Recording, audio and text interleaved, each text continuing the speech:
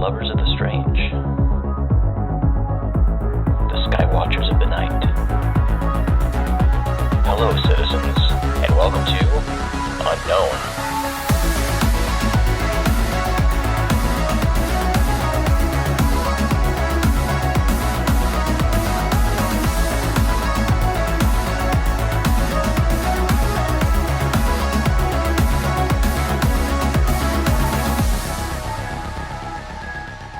Welcome to 2022. It's a new year and a new season of Unknown. We're doing something different this year on Unknown. Rather than each episode focusing on a new topic, case, person, or current event, we're focusing the entire year on revisiting the infamous 1947 Roswell UFO crash. I know many UFO researchers and enthusiasts alike who sigh and shake their heads when they hear Roswell mentioned. It's an old case that's been talked about, re-examined, and beaten into the ground over and over again.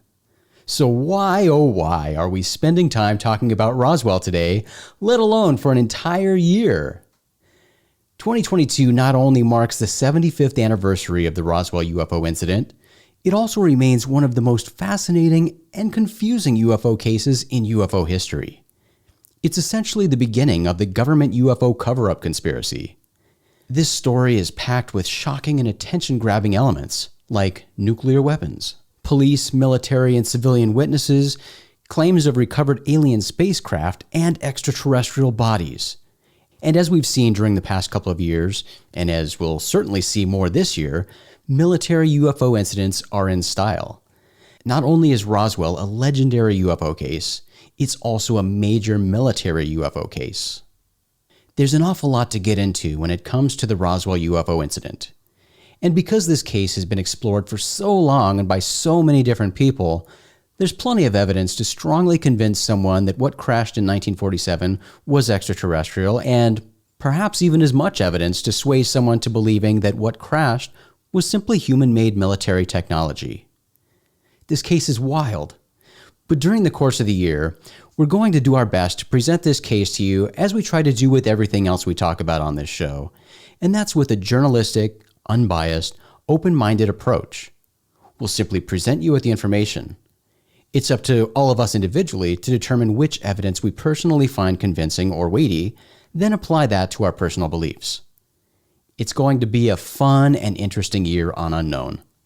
We're very much looking forward to bringing Roswell to you, and we're grateful to have you along for the ride.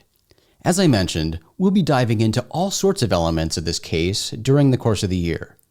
But for today, let's just step back and take a broad look at the 1947 Roswell UFO incident. The 1947 Roswell UFO incident is the most widely known alleged UFO incident in history. The name Roswell is internationally synonymous with UFO, and the incident is an important fixture in pop culture. But here's something I always find fascinating about this case. Many don't even know that Roswell is in New Mexico, let alone the basic details of the incident. Most people in the general public have likely heard of the Roswell incident, and they know it has something to do with a UFO, but that's pretty much it. But to summarize it, sometime during the first week of July 1947, ranch manager Mac Brazel discovered an impact trench and a debris field on a ranch northwest of Roswell, New Mexico. He went to Roswell to report his discovery to Chavez County Sheriff George Wilcox, who then reported the incident to Major Jesse Marcel, the intelligence officer for the 509th Bombing Group stationed at Roswell Army Airfield. Marcel investigated and found a wide field of mysterious debris.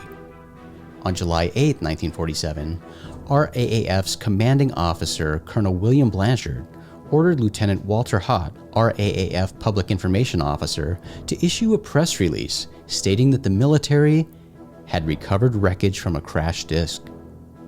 This press release was later rescinded, and on July 9th, a new press release was issued stating that a weather balloon had been mistaken for a flying saucer. Major Marcel and Colonel Blanchard's inability to recognize a weather balloon seems pretty unlikely, especially since the military told the press that several weather balloons were released daily. And the military has amended this story multiple times. announcing in 1994 that the weather balloon wasn't actually a weather balloon, but instead was a spy balloon listening for Soviet nuclear detonations, and announcing in 1997 that crash test dummies used in parachute tests explain witness reports of alien bodies. That's Roswell in a nutshell, a small nutshell. We'll crack that nut this year as we look together at the many curious and fascinating elements that keep the Roswell incident prominently featured as a noteworthy case for UFO researchers and keeps the general public forever inquisitive. 3, 2, 1, go.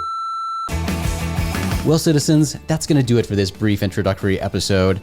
You can find more episodes of Unknown on all the major podcast platforms. And you can always find this show and our other shows at rogueplanet.tv, because Unknown is a Rogue Planet production. rogueplanet.tv is your home for all the strange. This show is at Unknown UFO Pod on Twitter. I'm at Acentric on Twitter and Instagram.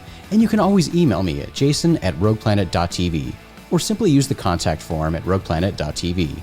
We're always happy to hear from you, whether it's simply feedback about the show, a UFO sighting you want to share with us, a paranormal case you'd like us to cover or investigate, or anything else. Thanks again for hanging out today. I'm Jason McClellan. Do us a favor, friends. Always treat the UFO subject with the cautious and responsible skepticism it deserves. Question everything.